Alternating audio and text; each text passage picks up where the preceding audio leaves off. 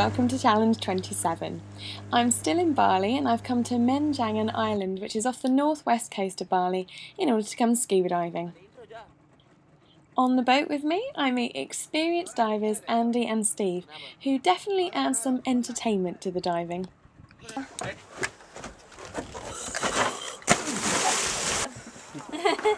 kind of like a side flip. Steve, are you going in gracefully? Sorry? You going in gracefully too?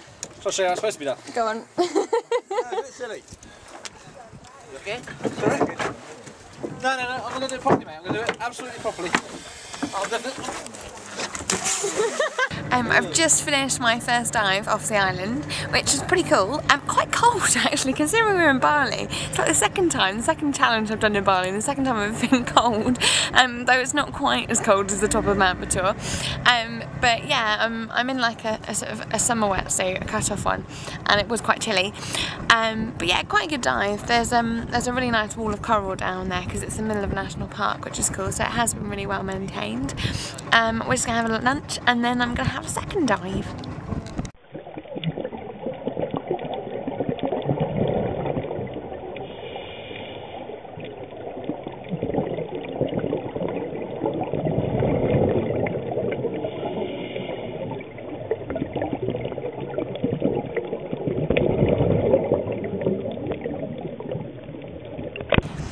Hey, right, I have just finished the second dive here on the island and that was pretty amazing. We saw turtles. I'm a massive fan of turtles, and we saw at least 3, which was pretty cool. I'm not sure whether we saw the same one a couple of times, but they were really lovely. I do think it's quite nice seeing big stuff when you scuba dive. I'm not really a fan of macro diving and muck diving when you're literally just like stretching through the sand for tiny little things. It's not kind of my style. It's just really nice and chilled out here. The boat ride is like half an hour over to the island and the water is just so calm and peaceful. It's not as warm as I'd expected by any means, but it's really cool, really chilled. I think the nice thing is that there are literally like 2 dive boats on the whole island, it seems. There's no one around us at all. If I just pan you round, this is a view from the boat. And as you can see, you literally cannot see another boat until you get right over there. I don't know if you can see there's 2 around the corner, but they're not even dive boats, I don't think. So there's literally no one around us, which is obviously really, really cool, because there's kind of nothing worse when you're going down diving, you know, and you're looking at like wildlife and you're kind of feeling at one with the sea and all that, to just turn the corner and there's just 15 other divers looking at the exact same fish as you, or the exact same turtle. So yeah, it was pretty cool, and we mucked around down there. Hopefully one of the guys has been filming some footage on his camera. He's got a still camera that takes video too, and he's got an underwater case for it.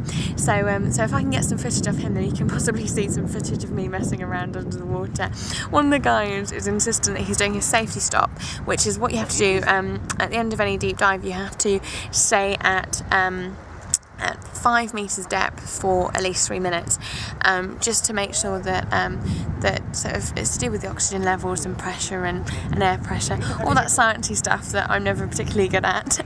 I'm sure if I get time I can correct it and I'll have it running along the bottom of the screen like the actual scientific facts of it all. But anyway, during the safety stop, Dave, one of the guys diving with us, is about to, because I came up a little bit earlier than them, he's about to pose with sunglasses on and his beach hat at the safety stop.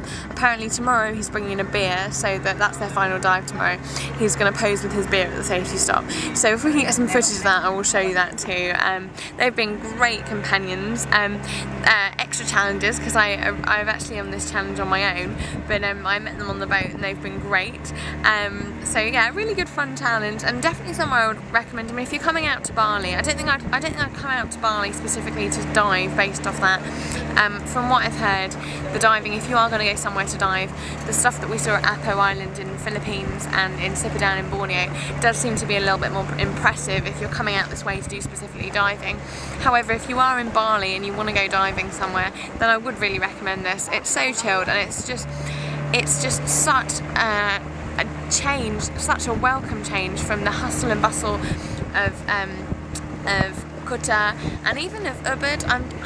The problem with Bali is that it is so touristy, and that unfortunately the community here has really picked up on that in a really negative way. So there is lots of very aggressive begging, and there is lots of extremely aggressive salesmanship.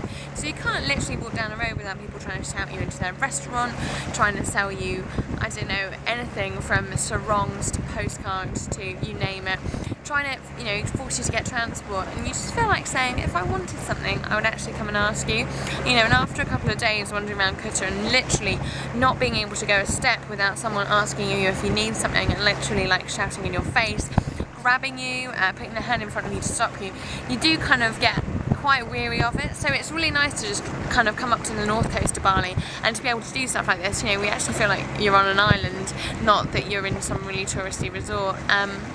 And obviously we're off to Lavina tomorrow, which is kind of, I think, a more chilled one of their resorts. So the south seems to be sort of very popular, or is it the Cancun of Bali? I think that the Australians, I have heard that Australians actually go there for their spring break. So you can kind of imagine what that kind of place is like. Whereas, yeah, it's definitely more chilled up here. So if you fancy doing a bit of scuba diving whilst on a holiday, then yeah, I would really recommend this. But perhaps if you wanted to do a great deal of scuba diving in one place, then I would still possibly recommend the Philippines, and you know, and do what I did and just take that quick flight over to Borneo, you know, and go down to Sipadan, because that so far has definitely been my best diving. Anyway, I shall hopefully see you soon. Not quite sure what the next challenge is going to be. I might see if I can squeeze another one in here while I'm out here. But if not, then I do believe in 2 weeks' time I will be running around London in a gorilla costume, all in aid of the gorilla organisation. I've got to raise £400 sponsorship for that. So if you do actually, you know, if you do want to help with that, I mean, that's part of the challenge.